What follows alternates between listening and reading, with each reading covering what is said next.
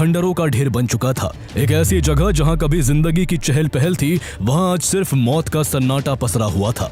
हर तरफ सिर्फ तबाही, धुएं और मौत की बदबू थी जो हवा में घुल चुकी थी। दूर कहीं से आती सोवियत तोपों की गड़गड़ाहट अब इतनी करीब थी कि फ्यूरर बंकर की मोटी दीवारों के अंदर भी उसकी गूंज साफ सुनाई दे रही थी, जैसे कोई जायंट ड्रम बजाकर अंत का ऐलान कर रहा हो। जमीन के 28 फीट नीचे बने इस बंकर में अपनी जिंदगी के आखिरी पल गिन रहा था एडोल्फ हिटलर, वो आदमी जिसने कभी 1000 साल के साम्राज्य का सपना देखा था, जो मानता था कि जर्मन लोग सभी सभ्यताओं से ऊपर हैं और उनके पास पूरी दुनिया पर शासन करने का अधिकार है। वो अब अपने ही बनाए जाल में फंसा हुआ था और उसके पास बच निकलने का कोई रास्ता नहीं था। बंकर के अंदर अजीब सी खामोशी थी जो बाहर के युद्ध के शोर से भी ज्यादा डरावनी थी। हवा में एक भारीपन था, जैसे कोई अनकहा सच हर किसी पर हावी हो रहा हो। एक ऐसा सच जिसे कोई जुबान पर लाना नहीं चाहता था, लेकिन महसूस हर कोई कर रहा था। हिटलर की आंखें रात भर की बेचैनी और नींद की कमी से लाल थी, उनमें अब वो पुरानी चमक नहीं थी। उसका चेहरा पीला पड़ चुका था, उस पर झुर्रियां गहरी हो गई थी और उसके हाथ बुरी तरह कांपते थे। उसकी चाल में वो पुराना रौब नहीं था, उसकी बातों में वो कड़क अंदाज नहीं था। अब उसमें सिर्फ एक थका और हारा हुआ इंसान नजर आ रहा था। इसी बीच 30 अप्रैल 1945 की दोपहर करीब 3:30 बजे बंकर के अंदर से गोली चलने की आवाज आती है, जिसके बाद चारों तरफ सन्नाटा सा फैल जाता है। लाखों लोगों के हत्यारे हिटलर ने खुद को गोली मार ली थी और ईवा ब्रॉन, उसकी 16 साल पुरानी गर्लफ्रेंड जिससे उसने सिर्फ 36 घंटे पहले ही शादी की थी, उसने भी साइनाइड खा लिया था। लेकिन आखिर क्यों? दुनिया का सबसे बड़ा तानाशाह एडोल्फ हिटलर, जिसका पूरी दुनिया पर राज करने का सपना था, जिसने फ्रांस समेत बड़ी से बड़ी ताकत को अपने कदमों में झुका दिया था, उसने आखिर आत्महत्या क्यों कर ली? आखिर कैसे रहे हिटलर की जिंदगी के आखिरी 24 घंटे, जिनमें दुनिया का सबसे ताकतवर इंसान बेबस होकर रेंगने पर मजबूर हो गया था। The Red Army tonight is advancing up Berlin's 3 main boulevards with the greatest carnage history has ever seen. The German radio has just announced that Hitler is dead.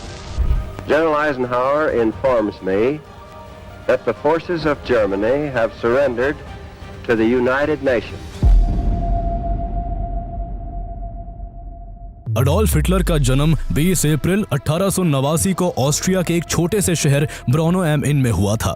उसके पिता एलियोस हिटलर एक सख्त और गुस्सैल कस्टम ऑफिसर थे जो अपने बच्चों पर बहुत कठोर थे। एलियोस अक्सर एडोल्फ को पीटते भी थे, जिससे उसके मन में पिता के प्रति एक कड़वाहट और विद्रोह की भावना पनपी। एडोल्फ की मां क्लारा, जो एडोल्फ के पिता की तीसरी पत्नी थी, एक बहुत शांत स्वभाव की महिला थी जिनसे एडोल्फ इमोशनली काफी क्लोज था। शायद यही उसका पहला और आखिरी गहरा इमोशनल अटैचमेंट था। लेकिन जब एडोल्फ सिर्फ 17 साल का था, तभी कैंसर की वजह से उसकी मां की मृत्यु हो गई। इस सदमे ने उसे अंदर तक तोड़ दिया। मां की मौत के बाद वो वियना चला गया। वो एक पेंटर बनना चाहता था और उसका सपना था कि वो एक महान कलाकार बने।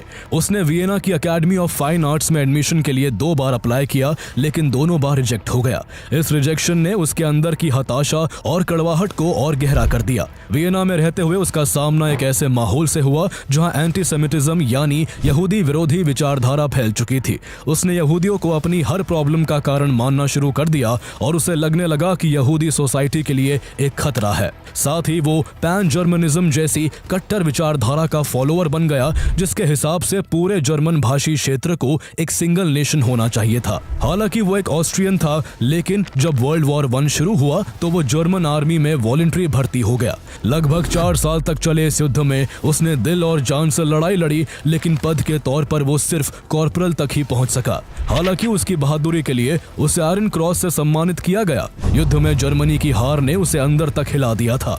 उसे लगा कि जर्मनी की पीठ में छुरा घोंपा गया है और इसके लिए उसने देश के अंदर मौजूद यहूदियों और कम्युनिस्टों को जिम्मेदार ठहराया। उसे विश्वास हो गया कि जर्मनी को एक मजबूत नेता की जरूरत है जो उसे उसकी खोई हुई शान वापस दिला सके। यही से उसके अंदर एक नेता बनने की आग जली, एक ऐसा नेता जो जर्मनी को फिर से महान बनाना चाहता था। वर्ल्ड वॉर 1 के बाद जर्मनी में उथल पुथल और कंफ्यूजन का माहौल था। वर्साई ट्रीटी के तहत राइनलैंड समेत जर्मनी के कुछ हिस्से को एलाइड पावर्स द्वारा कब्जा कर जर्मनी पर भारी प्रतिबंध लगा दिए गए थे। युद्ध के परिणाम और इस ट्रीटी के चलते जर्मनी की अर्थव्यवस्था तबाह हो चुकी थी, महंगाई चरम पर थी और जनता बेरोजगारी से दुखी थी। इसी माहौल में हिटलर ने जर्मन वर्कर्स पार्टी ज्वाइन की, जो एक छोटी और रेडिकल पार्टी थी। लेकिन हिटलर की भाषण देने की कला, उसका उसका करिश्माई व्यक्तित्व और उसकी तीखी आलोचनाएं इस पार्टी को धीरे धीरे आगे बढ़ाती गई और आगे चलकर यही पार्टी नाजी पार्टी बनी। हिटलर के भाषणों में ऐसा जुनून होता था कि लोग उससे जुड़ जाते थे। वो लोगों के एंगर और डिससैटिस्फैक्शन को अपनी आवाज देता था और उन्हें एक उम्मीद की किरण दिखाता था। 1923 में उसने म्यूनिक में सरकार गिराने की कोशिश की, लेकिन वो फेल हो गया और उसे जेल जाना पड़ा। जेल में उसने मेन काम्फ नाम से अपनी आत्मकथा लिखी, जिसमें उसने अपनी विचारधारा, यहूदी विरोध और जर्मनी के भविष्य के बारे में बताया था, जो लाखों लोगों तक पहुंची। जेल से छूटने के बाद उसने अपनी रणनीति बदली और हिंसा के बजाय चुनाव के रास्ते सत्ता में आने का फैसला किया। इस बीच 1929 में अमेरिका से शुरू हुआ ग्रेट डिप्रेशन पूरी दुनिया में पैर पसार चुका था, जिसके चलते दुनिया भर में भारी बेरोजगारी और गरीबी फैल रही थी। इसका जर्मनी पर भी बहुत बुरा इम्पैक्ट पड़ा, क्योंकि उस दौरान जर्मनी को अमेरिका से फाइनेंशियल एड मिल रही थी, जिस पर ग्रेट डिप्रेशन की वजह से भारी झटका लगा। इससे जर्मनी की हालत बद से बदतर हो गई। हिटलर ने इस मौके का पूरा फायदा उठाया और उसने लोगों को जर्मनी को एक बार फिर एक मजबूत राष्ट्र बनाने का सपना दिखाया। उसकी नाजी पार्टी तेजी से पॉपुलर होती चली गई और 30 जनवरी 1933 को जर्मन प्रेसिडेंट पॉल वॉन हाइडेनबर्ग ने अडोल्फ हिटलर को चांसलर नियुक्त कर दिया। यही वो पल था जहां से जर्मनी ही नहीं, पूरी दुनिया का भविष्य बदलने वाला था। चांसलर बनने के बाद उसने साम दाम दंड भेद की रणनीति अपनाते हुए जर्मनी की सारी पावर अपने हाथों में ले ली और देश को कठपुतली की तरह अपने इशारों पर नचाने लगा। उसने लोकतांत्रिक संस्थानों को कमजोर करना शुरू किया, सभी विरोधी पार्टियों को बैन कर दिया, प्रेस पर पूरा कंट्रोल कर लिया और जर्मनी में एक टोटलिटेरियन डिक्टेटरशिप स्थापित कर दी। अब देश में सिर्फ उसकी आवाज गूंजती थी और उसकी इच्छा ही कानून था। इसके बाद हिटलर ने वर्साई ट्रीटी को तोड़ दिया, जिसने जर्मनी पर भारी प्रतिबंध लगाए थे। उसने सेना को फिर से तैयार किया, जो युद्ध के बाद कमजोर हो गई थी। जब उसने एक विशाल सैन्य शक्ति का निर्माण कर लिया और उसकी नाजी आर्मी ताकतवर हो गई, तो उसने सबसे पहले फ्रांस से राइनलैंड को वापस छीना, जिसे फ्रांस ने वर्ल्ड वॉर 1 के बाद कब्जा लिया था। इसके बाद उसने 1938 में ऑस्ट्रिया और फिर चेकोस्लोवाकिया के कुछ हिस्सों पर कब्जा कर लिया। दुनिया देख रही थी, लेकिन कोई उसे रोकने की हिम्मत नहीं कर सका, क्योंकि किसी को भी एक और वर्ल्ड वॉर नहीं चाहिए था। लेकिन हिटलर की महत्वाकांक्षाएं अब और भी बड़ी हो चुकी थी। अपनी बढ़ती हुई महत्वाकांक्षाओं और सत्ता के नशे में चूर हिटलर ने 1 सितंबर 1939 को पोलैंड पर हमला कर दिया। यही वो घटना थी जिसने वर्ल्ड वॉर 2 की शुरुआत कर दी। कुछ ही हफ्तों में पोलैंड हार गया। हिटलर की भूख यहीं पर नहीं रुकी। उसकी सेना ने जल्द ही फ्रांस, नीदरलैंड्स, बेल्जियम और डेनमार्क पर हमला कर उन्हें भी हरा दिया। इसके बाद जर्मनी ब्रिटेन को भी कड़ी चुनौती देने लगा। हिटलर की इस ताकत से पूरे यूरोप में दहशत का माहौल था। उसकी सेनाएं तेजी से आगे बढ़ रही थी और ऐसा लग रहा था कि कोई उन्हें रोक नहीं सकता। इसी बीच हिटलर ने इटली के तानाशाह बेनिटो मुसोलिनी को अपने साथ इस युद्ध में मिला लिया। इटली के अलावा जापान, हंगरी, रोमानिया और स्लोवाकिया ने भी हिटलर के साथ आकर एक्सिस पावर को ज्वाइन कर लिया। जब हिटलर वेस्टर्न यूरोप के देशों को कब्जाता जा रहा था और उसको लग रहा था कि वो ब्रिटेन को भी बड़ी आसानी से हरा देगा, तभी उसकी नजर ईस्टर्न यूरोप की सबसे बड़ी ताकत सोवियत यूनियन को कब्जाने पर जा टिकी। यूं तो इस युद्ध की शुरुआत में हिटलर ने पोलैंड को कब्जाने के लिए सोवियत की मदद ली थी और एक समझौता किया था कि जर्मनी और सोवियत यूनियन एक दूसरे को निशाना नहीं बनाएंगे। लेकिन हिटलर अब लगातार मिल रही जीत से इतना घमंड में आ गया था कि उसे यकीन हो गया कि वो जो चाहे कर सकता है। इसी गुरूर में उसने 22 जून 1941 को ऑपरेशन बारबरोसा के तहत सोवियत यूनियन पर हमला कर दिया। लेकिन यही उसकी सबसे बड़ी गलती साबित हुई। सोवियत यूनियन की विशालता, भयानक सर्दी और सोवियत की रेड आर्मी के कड़े प्रतिरोध ने जर्मन सेना को भारी नुकसान पहुंचाया। इसी बीच इस कहानी में एक बड़ा मोड़ तब आया जब 7 दिसंबर 1941 को जापान ने अमेरिका के पर्ल हार्बर पर अचानक हमला कर दिया। इसके बाद अमेरिका भी इस युद्ध में कूद पड़ा। अब ब्रिटेन, सोवियत यूनियन और अमेरिका जैसे ताकतवर देश एकजुट होकर एक्सिस पावर्स के खिलाफ लड़ने लगे। हिटलर अब कई मोर्चों पर लड़ रहा था। इसी दौरान उसने जूस के खिलाफ अपनी नफरत को और ज्यादा बढ़ा दिया। उसने यहूदियों के खिलाफ फाइनल सॉल्यूशन के तहत लाखों यहूदियों को कंसंट्रेशन कैंप्स में सिस्टमैटिकली मारना शुरू कर दिया। ऑश्विट्ज, ट्रेबलिंका और सोबिबोर जैसे कैंप्स में गैस चैम्बरों का इस्तेमाल करके लगभग 60 लाख यहूदियों को मार दिया गया।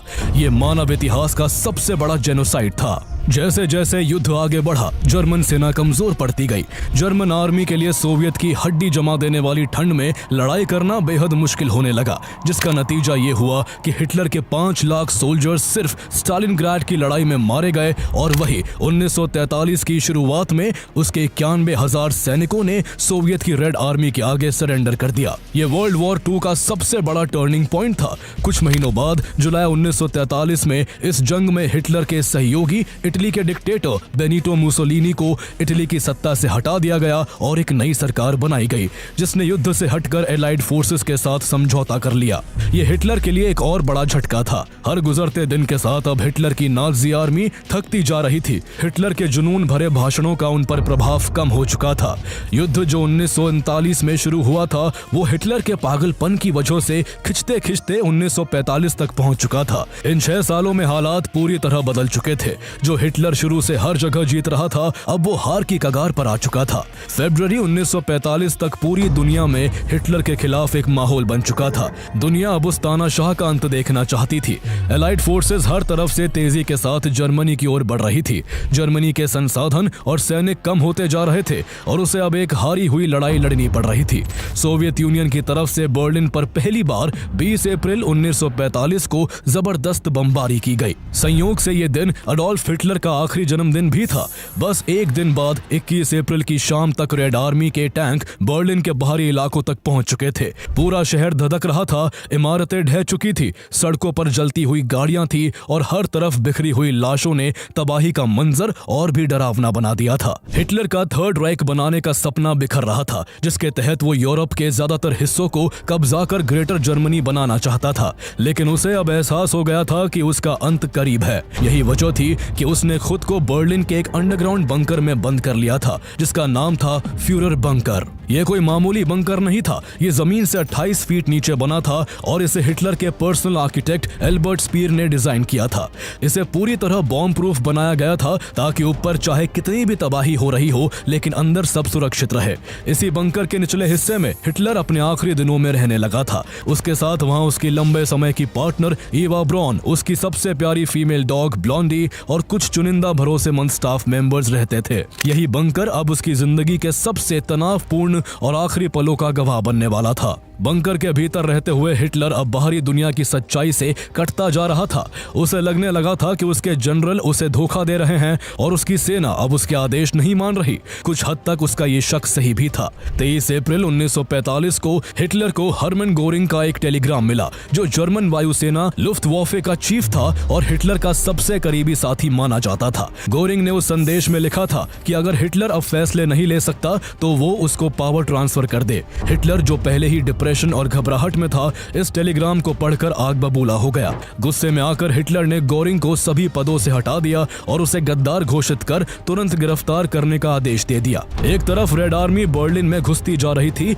और ऊपर से हिटलर के करीबी साथी उसके साथ गद्दारी कर रहे थे। उसे ये भी पता चला कि हेनरिक हिमलर, जो उसका एक और वफादार आदमी था और एलीट गार्ड फोर्स शुट्स्टाफल और सीक्रेट स्टेट पुलिस गेस्टापो का चीफ था, वो हिटलर की पीठ पीछे एलाइड फोर्सेस के साथ सीक्रेट पीस नेगोशिएशंस कर रहा था। ये हिटलर के लिए एक बहुत बड़ा धोखा था। वो आग बबूला हो गया और उसने हिमलर को ट्रेटर घोषित कर उसे भी सभी पदों से बर्खास्त कर दिया। उसने गुस्से में हिमलर के पर्सनल रिप्रेजेंटेटिव हरमन फेजलीन को मरवा दिया, जबकि फेजलीन हिटलर की गर्लफ्रेंड ईवा ब्रॉन का बहनोई था। अपने सबसे भरोसेमंद साथियों से ऐसा धोखा मिलने से हिटलर अंदर से टूट चुका था। वो अब और भी ज्यादा भ्रमित हो गया। उसे लगने लगा कि उसे हर कोई धोखा दे रहा है और अब कोई भी भरोसे के लायक नहीं बचा है। यही सब बातें उसे उस राह पर ले जा रही थी जिसकी कल्पना शायद उसने खुद भी कभी नहीं की थी। बंकर के अंदर माहौल अब और भी ज्यादा तनावपूर्ण होता जा रहा था। बाहर से सोवियत आर्टिलरी की आवाजें अंदर साफ सुनाई देने लगी थी।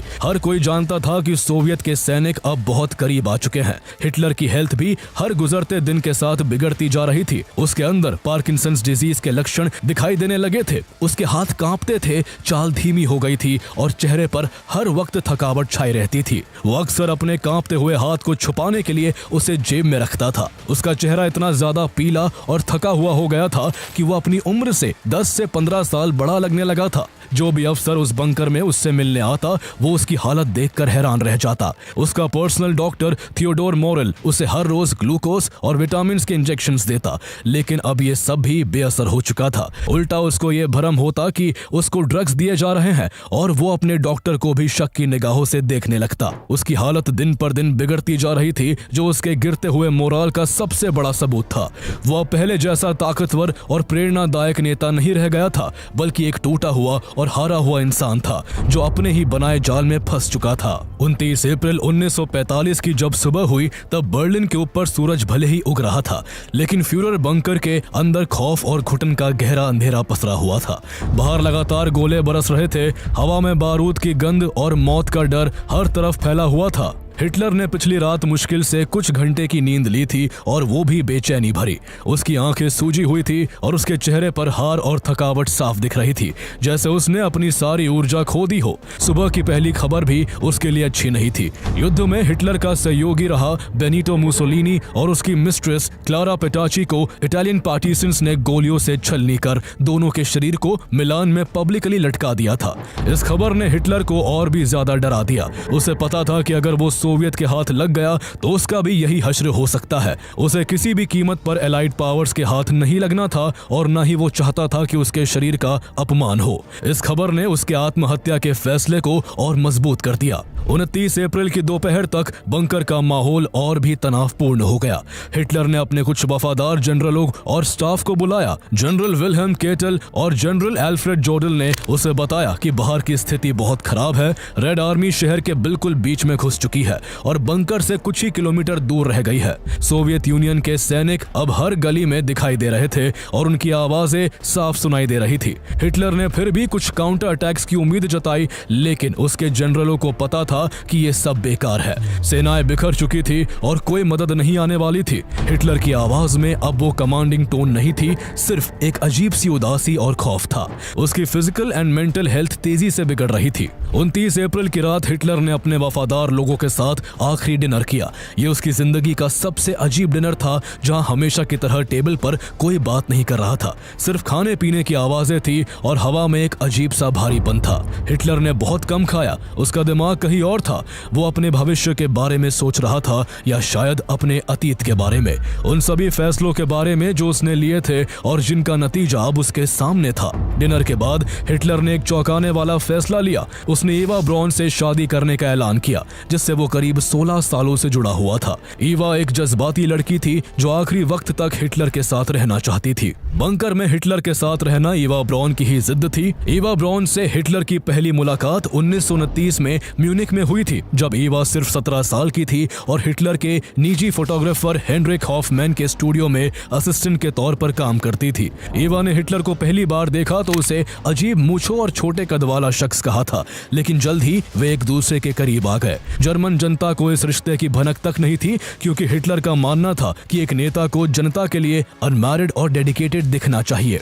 लेकिन अब बात अलग थी। हिटलर ईवा को उसका हक देना चाहता था। रात के करीब 12 बजे एक छोटे से कमरे में कुछ वफादार साथियों की मौजूदगी में ये शादी हुई। ईवा ने एक काली ड्रेस पहनी थी और हिटलर का चेहरा थका हुआ और उदास था। ये कोई जश्न नहीं था, बल्कि एक डाउन हार्टेड रिचुअल था जो मौत के साए में निभाया गया। बदकिस्मती से यह शादी सिर्फ एक दिन की ही होने वाली थी।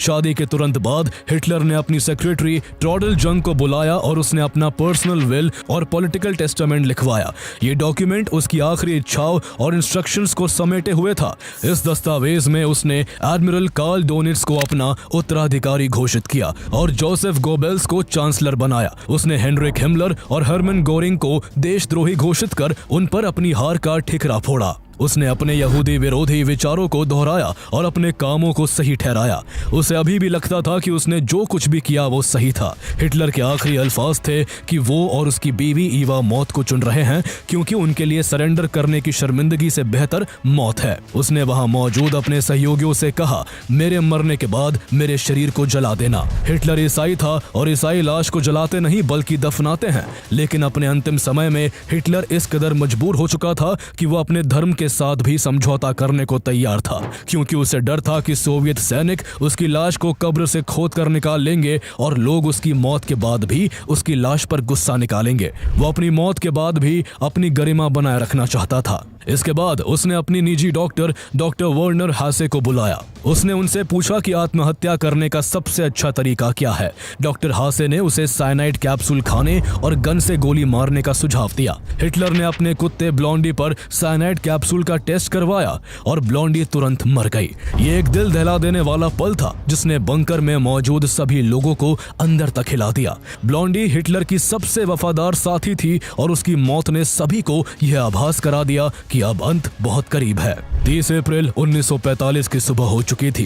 रात भर बंकर के अंदर मौजूद कोई भी इंसान सोया नहीं था। सुबह का सूरज बर्लिन के खंडरों पर अपनी किरणें बिखेर रहा था, लेकिन फ्यूरर बंकर के अंदर अभी भी अंधेरा छाया हुआ था। हिटलर की बेचैनी साफ दिख रही थी। वो लगातार करवटें बदल रहा था। सुबह की पहली खबर फिर से बुरी थी। रेड आर्मी अब ब्रांडनबर्ग गेट के पास पहुंच चुकी थी, जो बंकर से कुछ ही दूरी पर था। घेरा अब और भी कस चुका था और सोवियत के टैंकों की आवाजें और भी करीब से सुनाई दे रही थी। अपनी नियति को स्वीकार करते हुए हिटलर और उसकी बीवी ईवा ब्रॉन अच्छे कपड़े पहनकर तैयार हो जाते हैं। उनसे मिलने के लिए बंकर में मौजूद उसके सभी भरोसेमंद साथी स्टाफ मेंबर्स एक जगह इकट्ठा खड़े हुए थे। सबके चेहरे पर खामोशी पसरी हुई थी। हिटलर एक एक कर सभी से हाथ मिला रहा था और दबी आवाज में कुछ बुदबुदा रहा था। इसके बाद दोपहर करीब 2 बजे हिटलर ने ईवा ब्रॉन के साथ अपना आखिरी लंच किया। लंच के दौरान भी दोनों के बीच कोई खास बात नहीं हुई। दोनों शांत थे, शायद अपने अपने विचारों में खोए हुए अपने जीवन के अंतिम पलों को महसूस कर रहे थे। लंच के बाद हिटलर अपनी पत्नी ईवा ब्रॉन के साथ अपने प्राइवेट क्वार्टर में चला गया। उसने अपने कुछ वफादार लोगों को बाहर इंतजार करने को कहा। इनमें Joseph Goebbels, Martin Bormann, General Krebs, General Burgdorf और उसकी सेक्रेटरी ट्रॉडल जंग शामिल थे। इन लोगों को पता था कि अंदर क्या होने वाला है और वो लोग बाहर इंतजार करते हुए अपनी सांसें थामे हुए थे। दोपहर करीब 3:30 बजे बंकर के अंदर से गोली चलने की आवाज आती है।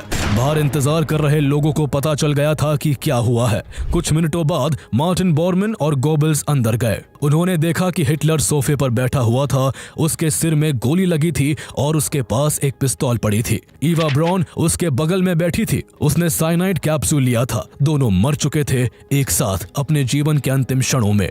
हिटलर की मौत के बाद उसके वफादार लोगों ने उसके निर्देशों का पालन किया। उसके और ईवा ब्रॉन के शरीर को एक कंबल में लपेटा गया और बंकर के बाहर गार्डन में ले जाया गया। बाहर सोवियत तोपों की गड़गड़ाहट लगातार जारी थी और हवा में बारूद की गंध थी। इसी माहौल में बगीचे में एक कब्र खोदी गई। दोनों शरीरों को उसमें रखा गया और फिर उन पर पेट्रोल डालकर आग लगा दी गई। जोसेफ गोबल्स, मार्टिन बॉर्नमैन और कुछ अन्य वफादार लोग वहीं खड़े अपने नेता के शरीर को राख में बदलते हुए देख रहे थे। जैसे जैसे आग की लपटें ऊंची उठती गई, उनके साम्राज्य का आखिरी प्रतीक भी धुएं में बदलता गया। ये एक तानाशाह का भयानक अंत था। कुछ ही घंटों बाद सोवियत सेना बंकर तक पहुंच गई। उन्हें जला हुआ शरीर मिला। वो हिटलर ही था। इसकी पहचान बाद में डेंटल रिकॉर्ड से की गई। हिटलर की मौत के बाद थर्ड रेख यानी उसके तीसरे साम्राज्य के सपने का भी अंत हो गया। हिटलर के भरोसेमंद साथी जोसेफ गोबल्स और उसकी पत्नी माग्डा ने भी अपने 6 बच्चों को जहर देने के बाद आत्महत्या कर ली। इस तरह हिटलर के कई और वफादार साथियों ने अपने परिवार समेत खुदकुशी कर ली ताकि वो एलाइड पावर्स के हाथ ना लग सके। हिटलर की मौत के कुछ ही दिनों बाद 7 मई 1945 को जर्मनी ने बिना शर्त आत्मसमर्पण कर दिया और वर्ल्ड वॉर 2 यूरोप में खत्म हो गया। लेकिन युद्ध का प्रभाव गहरा था और उसका इम्पैक्ट दशकों तक महसूस किया गया। वर्ल्ड वॉर 2 और हिटलर की सनक की वजह से मानवता ने एक बड़ी कीमत चुकाई थी। जहां हॉलोकॉस्ट में लगभग 60 लाख यहूदी मारे गए, तो वही युद्ध में दुनिया भर से 7 से 8.5 करोड़ लोग मारे गए, जिनमें सैनिक और नागरिक दोनों शामिल थे। ये संख्या इतनी बड़ी थी कि इसकी कल्पना करना भी मुश्किल था। यूरोप का एक बड़ा हिस्सा तबाह हो चुका था। शहर खंडर बन गए थे, अर्थव्यवस्थाएं चरमरा गई थी और करोड़ों लोग बेघर हो गए थे। युद्ध के बाद की पीढ़ी को इस तबाही से उबरने में कई दशक लग गए। जर्मनी की हार के बाद allied powers America, Britain, Soviet संघ और फ्रांस ने पूरे जर्मनी पर कब्जा कर आपस में बांट लिया। जर्मनी का नॉर्थ वेस्ट ब्रिटेन को, साउथ का हिस्सा अमेरिका को और साउथ वेस्ट फ्रांस को दे दिया गया। इसके अलावा जर्मनी का ईस्ट पार्ट सोवियत यूनियन के कंट्रोल में आ गया। लेकिन जल्द ही western allied powers America, Britain और फ्रांस के सोवियत संघ के साथ आइडियोलॉजी आइडियोलॉजिकल और पॉलिटिकल गोल्स को लेकर गहरे मतभेद उभरने लगे, जिसके चलते ब्रिटेन, अमेरिका एंड फ्रांस ने जर्मनी के ऑक्यूपाई किए हुए तीनों हिस्सों को मिलाकर एक कर दिया, जिसे वेस्ट जर्मनी के नाम से जाना गया। वही सोवियत यूनियन के अंडर आने वाला ईस्ट वाला हिस्सा वैसे का वैसा बना रहा, जो ईस्ट जर्मनी के नाम से जाना गया। दूसरी तरफ इस सब के जिम्मेदार एडोल्फ हिटलर का नाम हमेशा के लिए बुराई, नफरत और टोटलिटेरियनिज्म के सिंबल से जुड़ गया। उसकी कहानी हिस्ट्री का एक ऐसा डार्क चैप्टर है जो हमें बताती है कि सत्ता की चाबी अगर गलत हाथों में चली जाए तो पूरी इंसानियत ही खतरे में पड़ सकती है। उसकी कहानी हमें यह भी सिखाती है कि तानाशाह चाहे कितना भी सनकी, ताकतवर और घमंडी क्यों ना हो, उसका अंत हमेशा बुरा ही होता है। हिटलर की हार में सबसे बड़ा मोड़ स्टालिनग्राड की लड़ाई को माना जाता है। यही वो बैटल थी जिसने नाजी सेना की लगातार जीत की रफ्तार को अचानक थाम दिया था। ये वर्ल्ड वॉर 2 की सबसे भयानक और निर्णायक लड़ाई थी। बैटल ऑफ स्टालिनग्राड और वर्ल्ड वॉर 2 दोनों की पूरी कहानी जानने के लिए आप हमारी पिछली वीडियोस देख सकते हैं, जिनका लिंक आपको डिस्क्रिप्शन में मिल जाएगा।